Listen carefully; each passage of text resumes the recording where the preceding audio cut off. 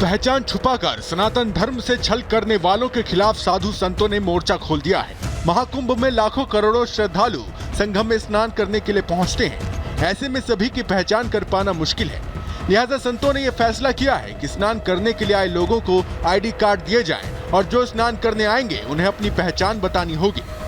जो लोग भी आएंगे वो सबका आईडी प्रूफ होना जरूरी है, आधार कार्ड होना जरूरी है। चाहे भगत हो, चाहे हमारे लोग हो, चाहे हरिगिरी कोई नकली चेहरा लगा के चले आवे, मास्क लगा दे। पहचान छुपाकर लोग गरबा में दाखिल हो जाते हैं। ऐसी कई घटनाएं सामने आ चुकी हैं। उसकी तुलना में महाकुंभ काफी बड़ा धार्मिक आयोजन है। ऐसे में अखाड़े के संत मांग कर रहे हैं कि आईडी प्रूफ के बिना किसी को भी एंट्री नहीं मिलनी चाहिए। ये मांग इसलिए क्योंकि महाकुंभ की पवित्रता को बनाकर रखा जा सके। संतों का कहना है कि उन्होंने कई बार देखा है कि कुंभ में मुस्लिम लोग संत बनकर घूमने लगते हैं, इसलिए जरूरी है जो भी प्रयागराज महाकुंभ में आए उसकी जांच हो। महाकुंभ है और इसमें जो है कोई भी उग्रवादी अंदर आ सकता है, कोई संत बन के आ सकता है। और आजकल हमारे समाज में मैंने हरिद्वार में देखा है, वहाँ कहीं हमारे मुस्लिम भाई संत बन के घूम रहे हैं। तो इसीलिए हमें ये अति आवश्यक है कि जो भी यहाँ मेले में आएगा उसकी जांच होनी चाहिए, उसके पास आधार कार्ड होना अति आवश्यक है ताकि उसकी जांच हो और हमारा जितना भी संत समाज है, जो हमारे भक्त है, जो श्रद्धालु है, शासन प्रशासन सभी सुरक्षित हो सके। बगैर मुसलमान के हिंदुस्तान का गुलदस्ता मुकम्मल नहीं होता और इस भारत की खूबसूरती यही है कि यहाँ सब लोग मिलीजुली तहजीब भाईचारे के साथ में रहते हैं। और मजहबी लोग, मजहब के मानने वाले या मजहब के प्रचारक ये कैसे नफरत फैला रहे हैं, मेरी समझ में नहीं आ रहा है कि ये किस तरीके से समाज को जोड़ने का काम कर रहे हैं। ये समाज को जोड़ने का काम नहीं कर रहे हैं बल्कि समाज को तोड़ने का काम कर रहे हैं।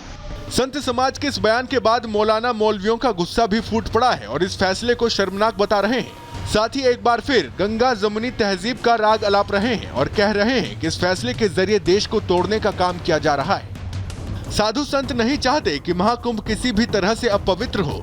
जिस तरह से लोग पहचान छुपाकर गरबा के कार्यक्रमों में दाखिल होते हैं, थूक जिहाद की कोशिश करते हैं, ऐसे में संतों की इस मांग को कहीं से भी गलत नहीं ठहराया जा सकता। Bureau report, Republic Bharat.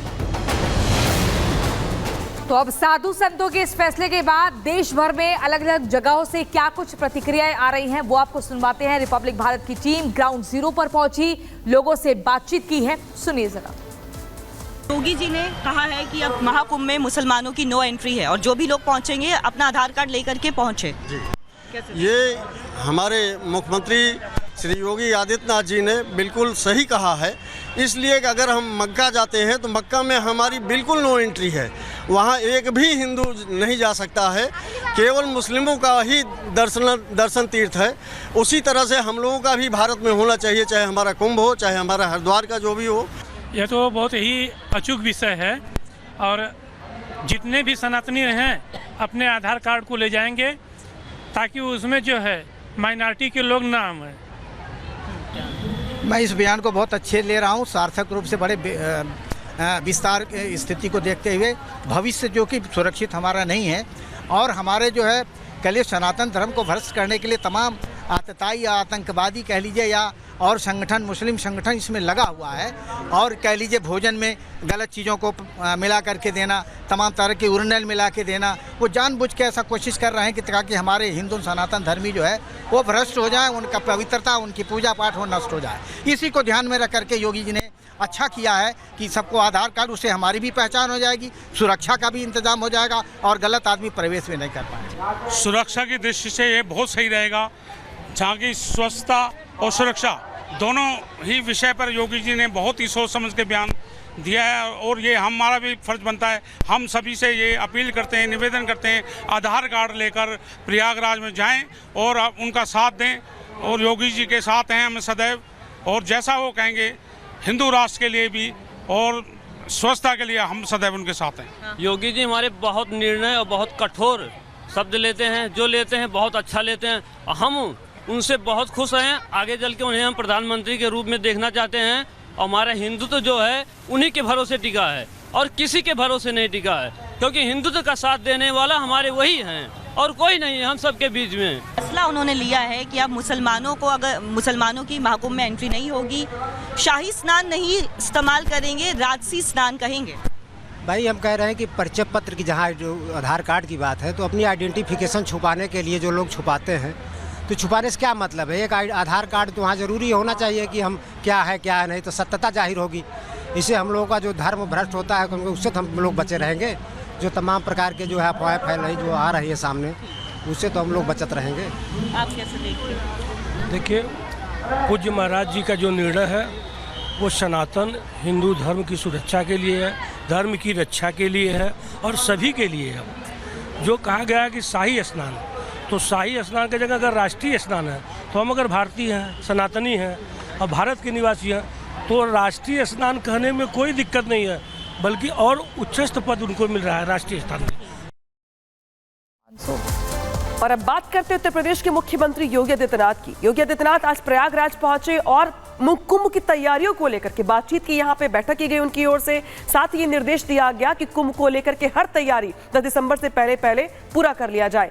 इसी के साथ साथ मुख्यमंत्री ने यहाँ पे ये भी निर्देश दिए कि जिस तरीके से जो तैयारियां हैं उसको लेकर कोई कोताही ना बरती जाए। साथ ही इस मौके पर कुंभ 2025 को लेकर के लोगो भी लॉन्च किया गया, उसकी वेबसाइट भी लॉन्च की गई, ताकि लोगों को कुंभ से जुड़ी तमाम जो दिक्कतें परेशानियां होती हैं या जो सुविधाएं दी जाती हैं उसके बारे में जानकारी यहाँ पर मिल सके। तो देखिए यहाँ पे जो तैयारी की गई है प्रशासन की ओर से, शासन की ओर से, उसके बारे में जानकारी मुख्यमंत्री को दी गई यहाँ पर। और मुख्यमंत्री ने महाकुंभ को लेकर के बैठक की, साथ ही जानने का ये प्रयास किया कि जो अब तक की तैयारियां हैं वो किस स्तर तक पहुंची हैं। साथ ही सीएम की ओर से दिशा निर्देश भी दिए गए।